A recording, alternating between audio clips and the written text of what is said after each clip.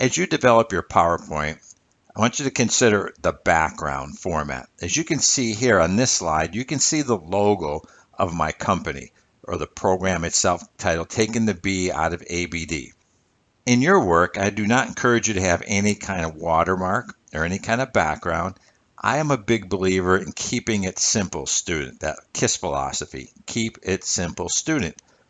You want all the attention in your words and in what you're going to say in that presentation, not on cute pictures in the background, none of these little clip art kinds of pictures that you might think are cute or somebody's going to enjoy.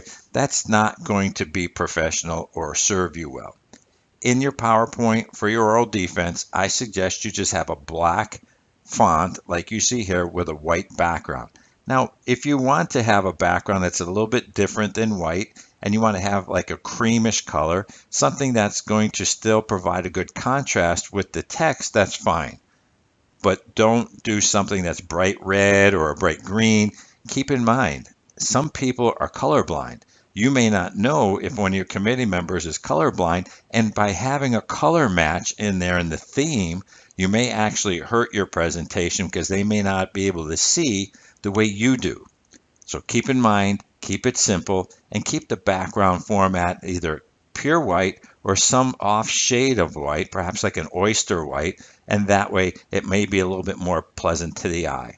I do not agree with the idea of having different themes in the background or different types of designs. Yes, that might look good, but what are you really trying to accomplish? The only thing you're trying to accomplish at this point is pass your oral defense, right? So how about if you pass the oral defense, and if you're going to do a presentation at a conference later, then maybe you might want to add a few what we call bells and whistles to make it look a little nicer. The second item I want to discuss with you or share with you more so than discussing, because you're not here to discuss it with me, is to guide your presentation, not be your presentation. Let your PowerPoint be a few bullets on each slide, just like I do here. I have a number and I have some information. This guides my presentation. I know what I want to say when I see the point. Same should happen for you when you see a bullet, or perhaps you might have a figure or a table that shows up on a slide. Let that be enough information that reminds you what to say.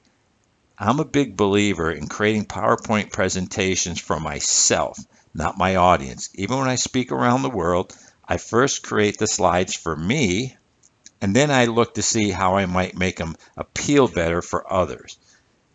In your PowerPoint, let your presentation guide your discussion. You are an expert. You know the content of your work. You know everything that needs to be shared with your committee members. But it's stressful when you're doing oral defense, and you don't know exactly what to say in a flow pattern. That's why you have the PowerPoint. The PowerPoint is nothing more than a guide to help keep you on track and help to make sure that you address the most critical salient points of your work. And that's the next point. Point number 3, give the salient points of your work. You don't need all the minute details. What you want to do is focus on the most important things, which, as you've probably heard over and over and over, what is your problem? What is the purpose statement? What are the research questions? What's your chosen research method and design? Why are they appropriate? What's the gap in the literature?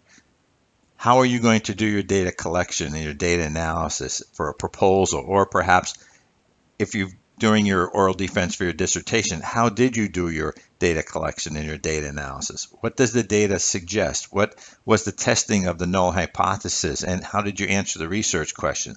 Or what themes were generated in the qualitative study? In Chapter 5, what are the recommendations? What are the findings? What are the conclusions? How's the system of your entire dissertation tied together in regards to what data did you collect to produce the information to help stakeholders solve the problem that you wrote about back in Chapter 1, and how does that fill the gap in the literature? Those are the salient points. You don't need to get too carried away with your delimitations and your definitions and all the scope and the breadth and depth of your literature review. Yes, it might be nice to give some information from Chapter 2, and I'll go through in this presentation in a few slides about how many slides per chapter you should have. But keep in mind, the salient points. These are the points that flow through. This is why it's important to truly understand how your research method and design are aligned from Chapter 1 to Chapter 2, 3, 4, and 5. If you understand that well, that's what you want to focus on. And keep in mind, this is a dissertation research study. So focus on the research aspects and the findings of research more than the literature review itself. On the fourth one, this ties into what I just mentioned also. Notice how these are tying in together. Focus on research. Why? Well, that's because you have a research study. Make sure that you know the words that are associated with your research design. For example, if you're doing a qualitative phenomenological study, don't use words that are associated with a quantitative correlation design. That's not going to work well for you. Even if you're doing phenomenological design, don't use the words that are more so associated with a case study. Use the word choices that align with identifying and reporting the lived experiences, which are assumptions, beliefs, and perceptions of those interviewed in regards to the phenomena. Don't go into your oral defense and talk about the situation that these people were involved with, because that's more so related to a case study. You want to talk or write about the phenomena. The phenomena may be the same kind of definition, if you will, of a situation, but in the context of phenomenology, we take different words and we apply them for the alignment. As you go through your work, make sure as you present your information through your oral defense, whether it be in the PowerPoint slides themselves and in your voice word choices, that you're using the terminology correctly. Number 5, easy on the content. Notice in my presentations, in some of them, you'll see 2, 3, 4, maybe 5 bullets, and that's it. Here you'll see different points, you'll see the number, and you'll see the item like easy on the content, and then I talk to it.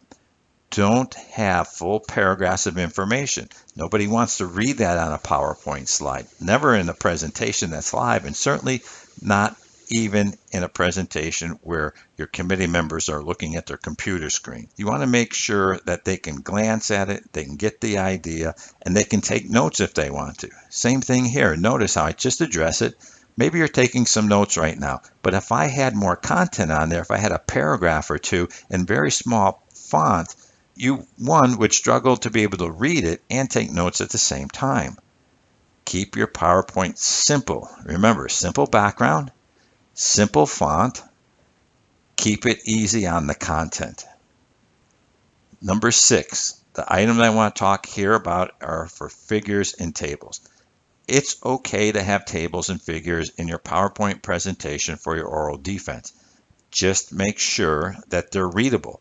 If you have a lot of information from a table or figure, consider blowing up the table or figure, making it bigger, expand the size of it so that whoever's reading it can see the most important aspects of that figure or table if they need to, if they don't need to see the whole thing. Or you can have a picture of the full table and figure that maybe is challenging to read, but you can say this table is perhaps table number 2, which is taken out of chapter number 2, or here's figure number 6, where it shows information related to chapter number 4. That way, the dissertation committee members during your oral defense, if they want to, they can take their copy of your dissertation and go to that page and see it there. Keep in mind, some dissertation committee members do not prefer tables and figures. I happen to. If you've been listening to any of my other lessons that I do on particularly the bundle of how to put together all the chapters, I address tables and figures from a value-added perspective. Oftentimes, a figure or a table is much like that picture is worth 1,000 words. Many times, my students will put on their PowerPoint a copy of the research map. Then they put the map there and they talk to the map on how they went about doing their research in a step-by-step flowchart manner. There's nothing wrong with that.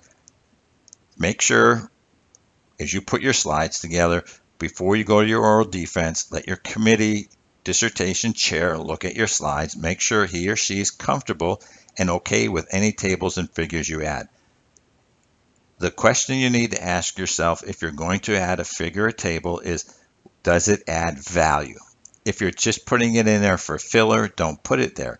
if you're going to put it in there and it's going to show information that you can talk to easily, and you believe your faculty members who are on your committee will understand what you're talking about and see that pictorial type of diagram, then that's going to add credit and do you well. Number 7 is don't let what you want to say get in the way of what your committee needs to hear. Oftentimes, I'm reminded of this when I go to do presentations around the world. I have to always tell myself, Dr. Rich, make sure what you say is what they need to hear, not what I want to talk about. Hopefully, they're both the same, but oftentimes students get carried away in what's important to them in their work as compared to what the committee members believe is important. I'll give you an example. If you're doing an oral defense for a proposal, it's great that you have 30 or 40 pages in Chapter 2. I'm sure it's great content, it's developed well, it leads the reader in a nice flow to a gap in the literature, just as it should. But keep in mind, your committee members are more focused on Chapter 3 material because they're focusing on the research aspect of your research study. You may not get many questions on Chapter 2. And if you start elaborating too much on chapter, your committee members are going to feel or believe that you don't know much about how to do your research. Your committee members need to be assured that you understand how to collect your data and then how to analyze it so that when you start collecting your data, that you're going to do it correctly. Oftentimes, students get tied up into, what they believe to be true about one certain theory. Let's say perhaps it's transformational leadership theory. And when they start talking in Chapter 2, they get carried away.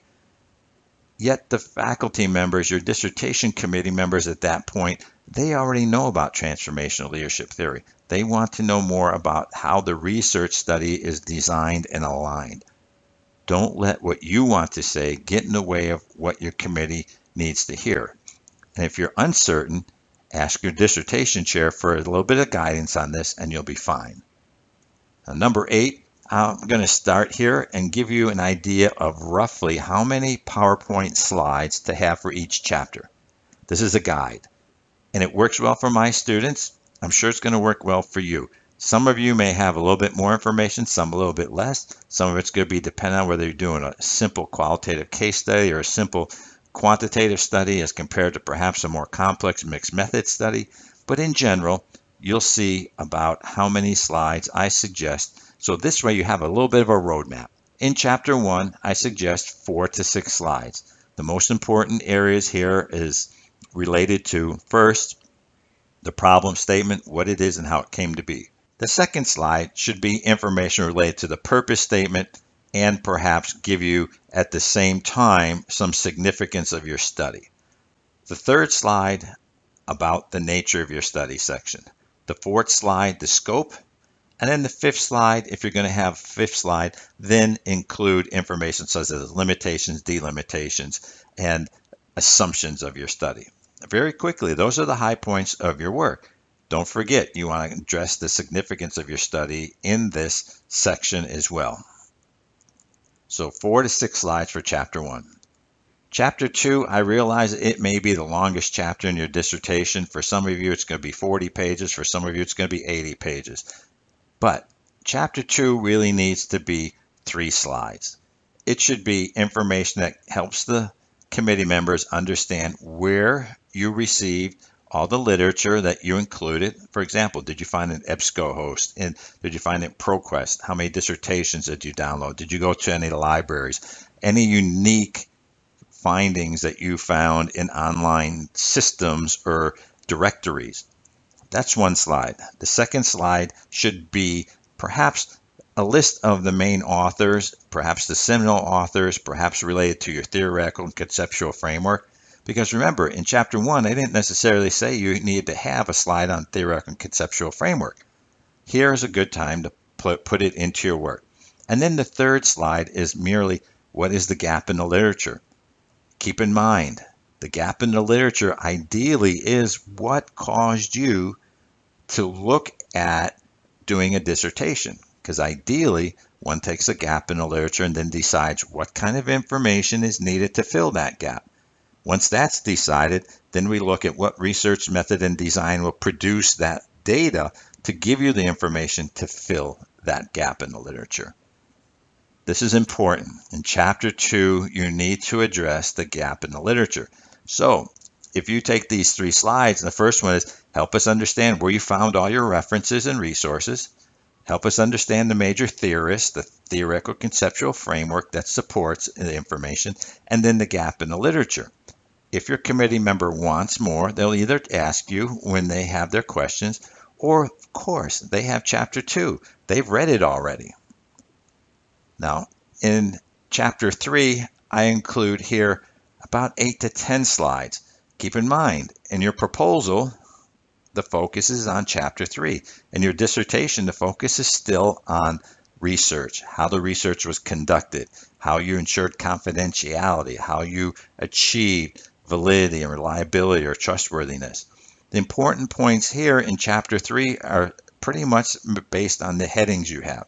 You definitely want to address why you've chosen each research method and design, and why it was appropriate for the data needed to fill the gap in the literature, and why others were not. This will help committee members understand that you can discriminate between the different research methods and designs and which ones are most appropriate for the data needed to fill the gap in the literature. You want to then give information, of course, about your survey population. How did you decide how many? If you did quantitative work, did you use a fair share sample calculator to determine how many? If you did qualitative study, how many did you interview? Why? Did you have data saturation? Did you do a field test? Did you do a pilot test? If so, why? And give the details on it. Then get into a slide or two on the data collection plan and then the data analysis plan. And there you're going to have about 8 to 10 slides. If you have 2 or 3 slides, it's not enough.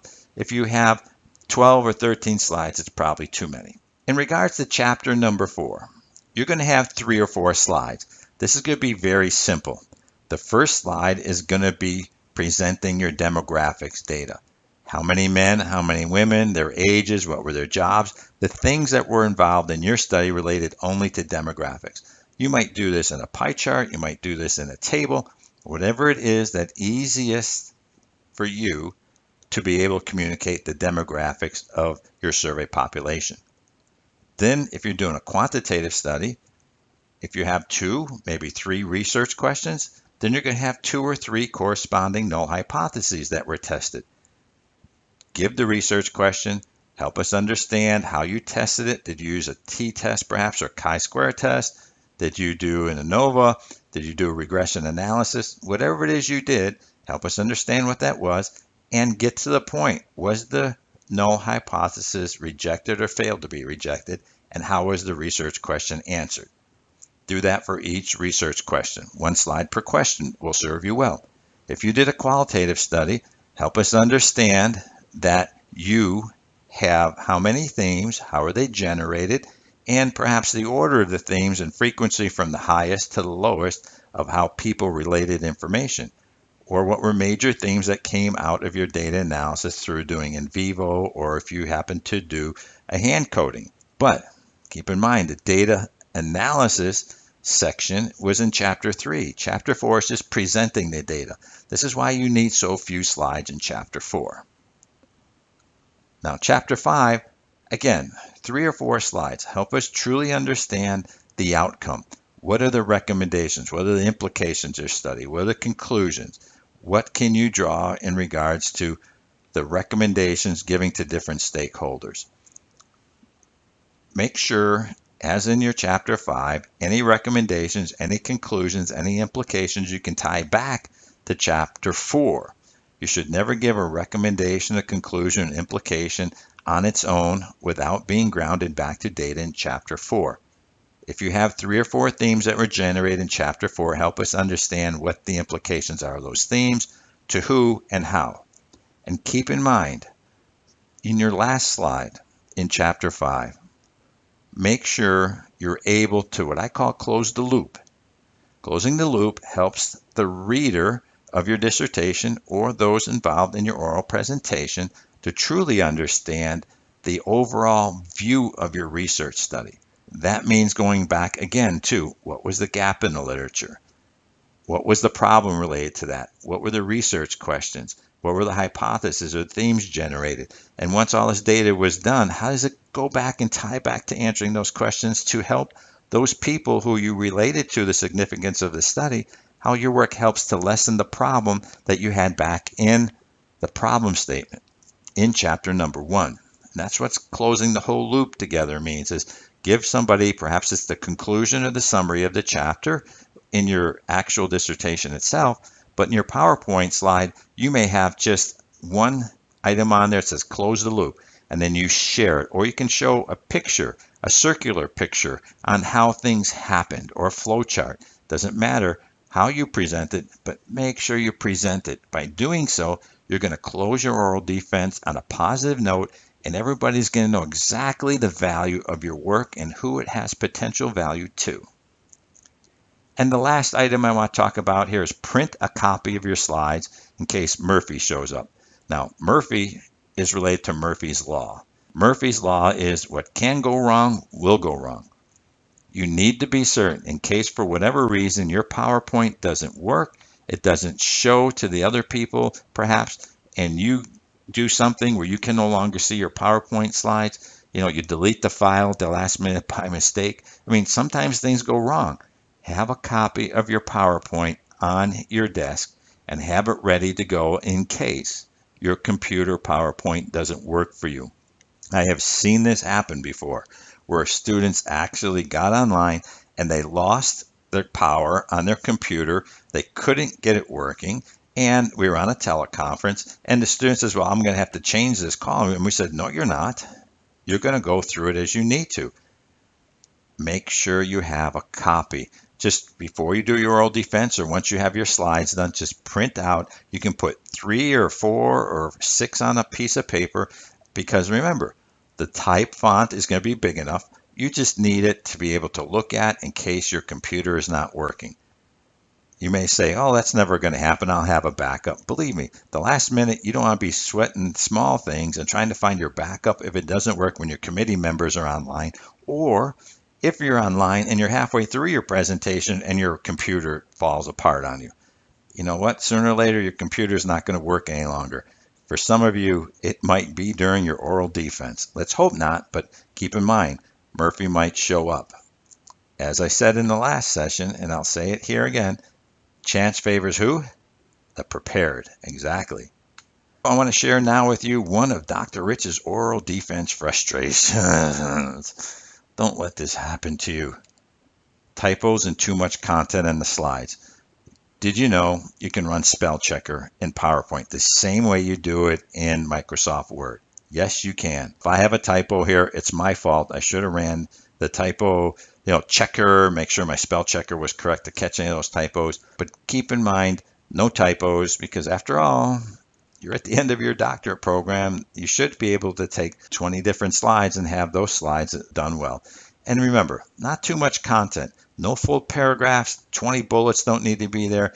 And if you're going to have bullets, just bring in one at a time. Don't put all the bullets up there at the same time, because as you're talking about the first one, they're already going to be reading the last one. Now, my quote of the week is aligned with this lesson strategy, as you might imagine already, and that is, don't let what you want to say get in the way of your committee member needs to hear. Let your PowerPoint guide your presentation, not be the presentation.